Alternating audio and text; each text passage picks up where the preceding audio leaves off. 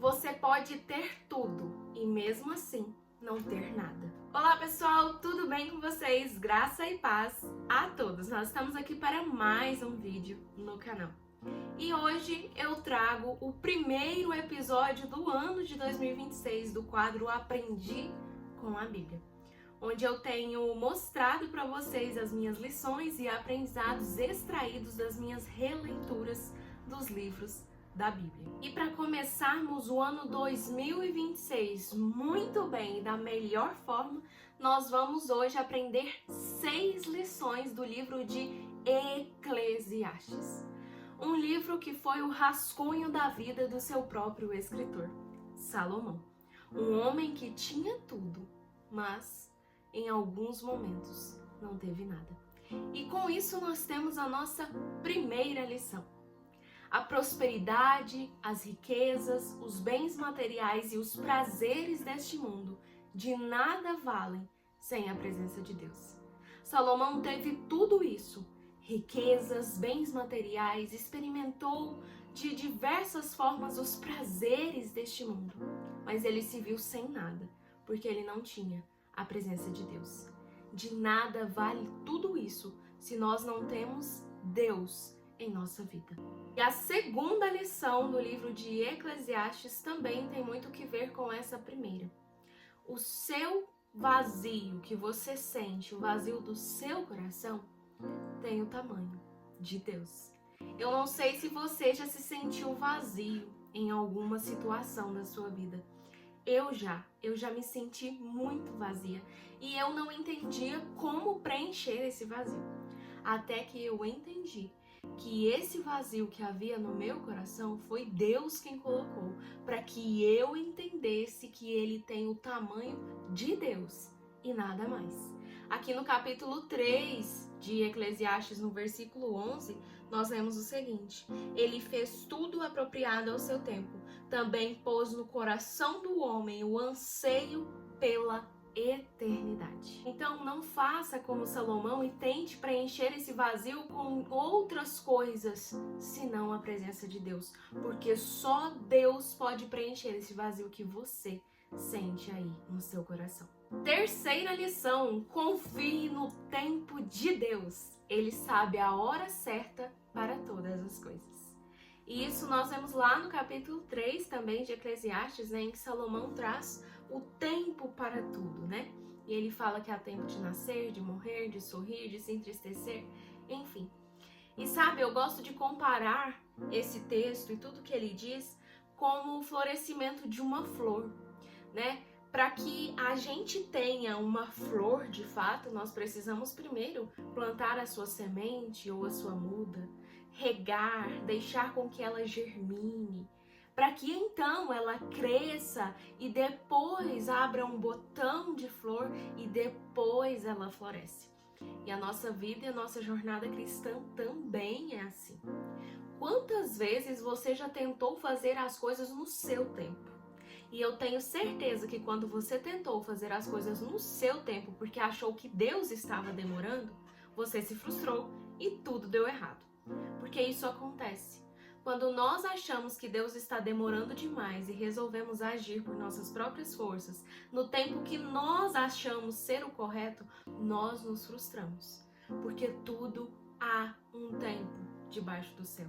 Para tudo há um tempo.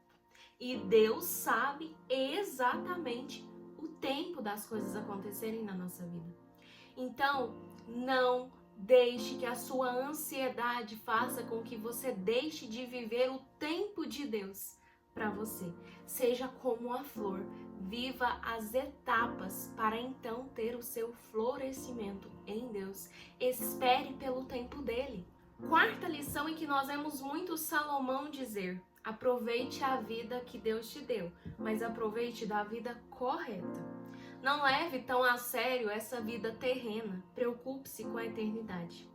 Porque tudo que nós conseguimos aqui na Terra, emprego, carreira bem-sucedida, casa, bens materiais, riquezas, tudo isso é passageiro. Eu não estou dizendo que você não precisa se preocupar com isso, porque estando neste mundo nós precisamos de tudo isso. O fato é que quando nós nos concentramos demais na vida terrena, nós vivemos a nossa vida aqui extremamente preocupados, ansiosos e cada vez querendo mais e mais. Mas a vida terrena, ela vai passar. E é claro que nós precisamos nos preocupar com a vida terrena enquanto estamos aqui. Mas mais do que se preocupar com as coisas que são passageiras, preocupe-se com a eternidade. Se preocupe com o seu emprego, com os seus bens materiais que você talvez deseje adquirir enquanto está neste mundo. Mas se preocupe mais ainda com a eternidade, com a sua preparação para vivê-la. Quinta lição: Deus é bom nos dias bons, mas Ele continua sendo bom também nos dias ruins. E nós vemos isso aqui no capítulo 7 de Eclesiastes, no versículo 14, que nos diz assim: quando os dias forem bons, aproveite-os bem, mas quando forem maus, considere, Deus fez tanto um quanto o outro, para evitar que o homem descubra alguma coisa sobre o seu futuro. Ou seja, Deus continua sendo soberano, Deus continua sendo Deus, ainda que os dias sejam bons, mas ainda que os dias também sejam ruins. E sexta e última lição que eu trago para vocês aqui neste vídeo é: tema a Deus, pois Ele tudo vê. E nós vemos isso lá no último capítulo de Eclesiastes, lá no capítulo 12, nos versículos 13 e 14, que diz assim: agora que já se ouviu tudo, aqui está a conclusão. Tema a Deus e obedeça aos seus mandamentos, porque isso é essencial para o homem. Pois Deus trará a julgamento tudo o que foi feito, inclusive tudo o que está escondido, seja bom, seja mau. Salomão conclui o livro de Eclesiastes com esse conselho, com o que ele achava principal, essencial: temer a Deus e obedecê-lo. Isso porque ele viveu na própria pele as consequências de não fazer isso, de não temer a Deus e de não obedecê-lo. E assim, no final da sua vida, ele escreve esse livro como um aprendizado de tudo aquilo que ele viveu. E você não precisa viver as mesmas coisas que Salomão viveu para aprender o que ele aprendeu. Já está escrito, então aprenda com os erros e com a vida dele.